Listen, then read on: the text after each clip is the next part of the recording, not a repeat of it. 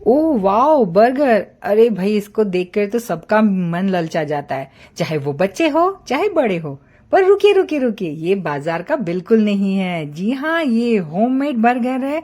और आज मैं प्रणीता प्रणुस किचन में आपको बनाने सिखाने जा रही हूँ क्रिस्पी, बढ़िया सा, टेस्टी और बहुत ही चटपटा सा ऐसा वेज बर्गर। तो चलिए, उसके लिए हमें क्या लगने वाला हम वो भी देख लेंगे, और उसकी जो पैटीज होती है ना, वो कैसे बनेगी वो भी हम उसके बारे में 2-3 टिप्स ले लेंगे, और उसको असेंबल कैसे करते हैं वो भी हम देख लेंगे। और इतना आसान है ना फ्रेंड्स, सच में। पहले मुझे लगता था कि भाई हम ये बर्गर की रेसिपी क्या सिखाए, ये तो बहुत आसान है। लेकिन बहुत लोगों ने बोला कि नहीं, ये हमें चाहिए है, तो इसीलिए आज हम ये रेसिपी बनाने वाले हैं। तो उसके लिए क्या क्या सामान लगने वाला है वो हम देख लेते हैं।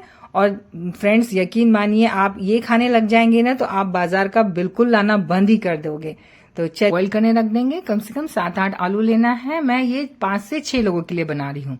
उसको बॉईल करके ठंडा होने रख देंगे। तब तक दूसरी जगह एक पैन में हमें तेल डालना है, उसमें प्याज डालना है और उसमें हमें लहसुन डालना है।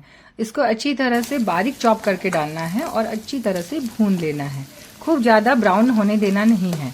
उसके बाद हमें इसमें थोड़ी सी कटी हुई हरी मिर्च डालना है। हरी मिर्च और जो बाकी चीजें हैं ना फ्रेंड्स, जैसे ओनियन या फिर उसमें लहसुन, वो आप अपने हिसाब से कम या ज्यादा कर सकते हो। अगर लहसुन जो नहीं खाता है तो आप लहसुन और प्याज को अवॉइड भी कर सकते हो, उसकी जगह वेजिटेबल्स और दूसरी भी डाल सकते हो। मैंने यहाँ पे कैरेट डाला है और ग्रीन पीस डाला है। आप उसमें चाहे तो फ्रेंच बीन ले सकते हैं या फिर कैप्सिकम भी ले सकते हैं। आपकी पसंद के हिसाब से या बच्चों की पसंद के हिसाब से आप सब्जी चेंज कर सकते हैं। उसके बाद हमें उसमें थोड़ा सा नमक डालना है और उसे अच्छी तरह से भून लेना है। उसके बाद हमने उसमें 1 टीस्पून चिली फ्लेक्स डाला है, थोड़ा सा ऑरिगानो डाला है, थोड़ा सा रोजमेरी डाला है फ्लेवर के लिए, और उसमें अभी हमें थोड़ा सा डालना है ब्लैक पेपर। आप चाहे तो ब्लैक पेपर की जगह ग्रीन चिली या फिर रेड चिली भी डाल सकते हो। अभी हरा धनिया डालना है और उसे अच्छी तरह से घुमा लेना है। उसके बाद हमें ये जो मसाला है उसी में हमें ग्रीन पीस डालनी है। ये मैंने कच्ची वाली ली है, तो इसे हमें थोड़ा भूनने देना होगा अच्छी तरह से। मैंने बॉईल, मतलब पहले अगर बॉईल कर लेते हैं तो हमें ज़्यादा पकाने की ज़रूरत नहीं पड़ती है, लेकिन यहाँ मुझे उसे पकाना होगा। उसके बाद बारी ये थी इंडियन स्पाइसेस की, तो उसके लिए हमें धनिया, हल्दी और लाल मिर्च पाउडर डालना है। थोड़ा सा गरम मसाला भी डाल सकते हैं। उसके बाद उसे थोड़ा सा भूनने के लिए रख देंगे, और साइड में ही हमें आलू के छिलके निकाल लेने हैं और उसे अच्छी तरह से मैश कर लेना है। इसकी जगह आप कीसनी से कीस भी सकते हैं। दोनों चीजों को अच्छी तरह से ठंडा होने दीजिए, वो बहुत इंपॉर्टेंट है। उसके बाद दोनों को मिला लीजिए। अब दूसरी जगह पैन में हमें डीप फ्राई करने के लिए तेल गरम करने रख देना है। एक साइड में ब्रेड क्रम्स तैयार कर लेना है, और अभी एक हमें स्लरी बनानी है, यानी कि उसका घोल बनाना है। जो मैंने बनाया है, आधा कप कॉर्नफ्लावर और आधा कप उसमें मैंने आटा डाला है। मैंने मैदा यूज नहीं किया है। फिर भी फ्रेंड्स, आपकी टिक्की बहुत ही क्रिस्पी और अच्छी ही बनेगी। लीजिए, अब ये जो हमारा मिश्रण था वो ठंडा हो गया है। उसमें मैंने थोड़ा सा अमचूर पाउडर डाला है, और बस ये सारी चीजों को अच्छी तरह से मिला लीजिए और चपटा सा शेप दे दीजिए, जैसे आप टिक्कियों का या फिर पैटीज का शेप देते हैं उस तरीके से। और उसे अभी हमें घोल जो है ना हमारा बैटर, उसमें हमें डिप करना है। उसके बाद ब्रेड क्रम्स के ऊपर लपेटना है और उसको हमें डीप फ्राई करना है। तो ये हो गई हमारी नॉर्मल जो हम करते हैं वो तरीका। और इससे भी फ्रेंड्स क्रिस्पी तो होता है, मगर कई बारी फटता है, कई बारी क्या होता है कि कोटिंग ठीक से नहीं होती है। तो अभी लीजिए एक नया तरीका। जी हाँ, आप ये जो मिश्रण है वेजिस का, उसके गोल गोल लड्डू बना लीजिए। बिल्कुल लड्डू ही बोला है मैंने। उसको आपको डालना है, जो हमारा बैटर है कॉर्नफ्लावर और आटे का, उसके अंदर डाल दीजिए। थोड़ा सा बाउल ऐसा रहेगा गोल गोल हिलाने वाला, तो उसमें बहुत इजीली वो कवर हो जाते हैं। और बैटर हमारा बिल्कुल अच्छी कंसिस्टेंसी में होना बहुत जरूरी है, ताकि उसकी जो ऊपर की कोटिंग है वो ज्यादा मोटी भी ना हो और ज्यादा पतली भी ना हो। ये जो बैटर है ना फ्रेंड, उस पे बहुत डिपेंड करता है कि हमारा जो पैटी है वो क्रिस्पी कैसा होगा। तो ये थोड़ा सा ख्याल रखिएगा। और सब्जियां एकदम ठंडी होनी बहुत जरूरी है। उसका मॉइस्चर पूरा निकल जाना चाहिए, स्टीम जो है वो पूरी हट जानी चाहिए, तभी आपकी जो पैटीज है वो क्रिस्पी बनेगी। ये एक इम्पॉर्टेंट टिप है, इसे ख्याल रखिएगा। उसके बाद हम जो ब्रेड क्रम्स में लपेटते हैं ना, तो वो अच्छी तरह से कोटिंग हो जानी चाहिए चारों साइड से। इसीलिए ये जो लड्डू बना के जो बनाई जाती है ना, बहुत ही कमाल की बनती है, आप जरूर ट्राई करिएगा। उसके अलावा जो पैटीज हम बना रहे हैं, तो जो आलू का और वेजिस का मिश्रण है ना, तो उसमें भी हम डायरेक्ट जो है ब्रेड क्रम्स डाल के वो बाइंडिंग का काम करा सकते हैं। मतलब कि हमें उसके लिए अलग से स्लरी बनाने की या कॉर्नफ्लोर वाला ये घोल बनाने की जरूरत नहीं पड़ती है। डायरेक्ट उसी को हम पैटीज को थोड़ा सा ब्रेड क्रम्स लपेट कर फिर से हम उसे डीप फ्राई कर सकते हैं। और फ्रेंड्स, ये जो पैटीज होती है ना, उसे आप स्टोर करके भी रख सकते हैं।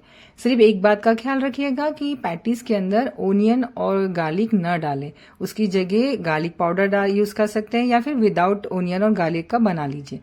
और ये जो बैटर है ना फ्रेंड्स, ये बैटर से बनी वाली ये जो टिक्कियां हैं वो अलग है, और एक जो मैंने बनाई हूँ विदाउट बैटर वाली है।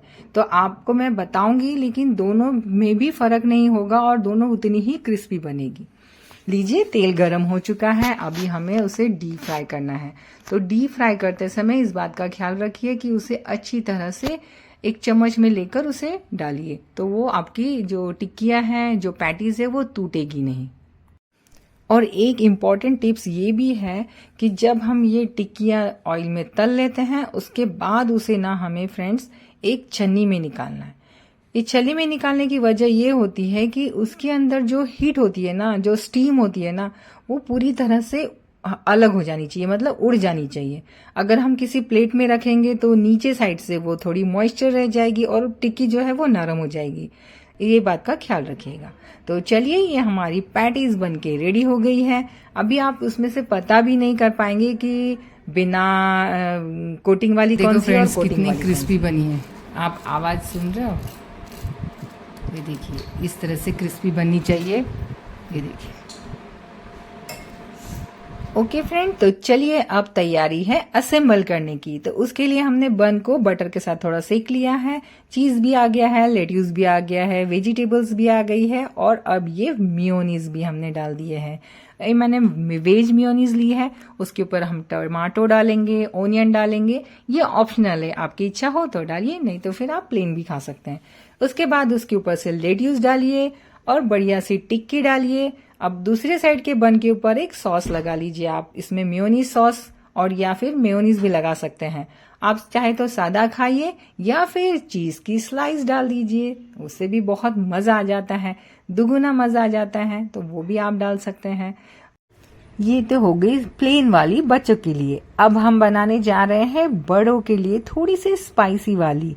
तो हाँ, उसके लिए हमें सबसे पहले लगेगा मेयोनीज, और हम इस मेयोनीज में ऐड कर सकते हैं चिली सॉस। अभी मैंने फिलहाल यहाँ ऐड नहीं किया है, लेकिन रेड चिली सॉस आप ऐड कर सकते हो। अभी मैंने सिर्फ ब्लैक पेपर और थोड़ा सा सॉल्ट और चिली फ्लेक्स डाला है, तो थोड़ा मीडियम स्पाइसी हुआ है। अगर आपको चाहिए तो आप ज्यादा स्पाइसी अगर खाना चाहते हैं तो रेड चिली सॉस उसमें मिक्स कर लीजिए, या फिर तंदूरी सॉस भी मिक्स कर सकते हैं। और बस सेम उसी तरह से असेंबल करिए, और बस ये बन के रेडी हो गई है स्पाइसी वाली वेज बर्गर।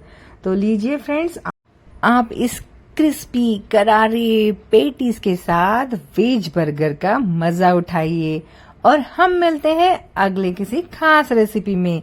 तब तक के लिए आप अपना ख्याल रखिए। Okay, bye bye, take care, healthy खाइए, हेल्दी रहिए। Thank you for watching. जय हिंद। और हाँ फ्रेंड्स, अगर आपको ये रेसिपी पसंद आती है तो प्लीज लाइक, शेयर और सब्सक्राइब करिए। Bye bye.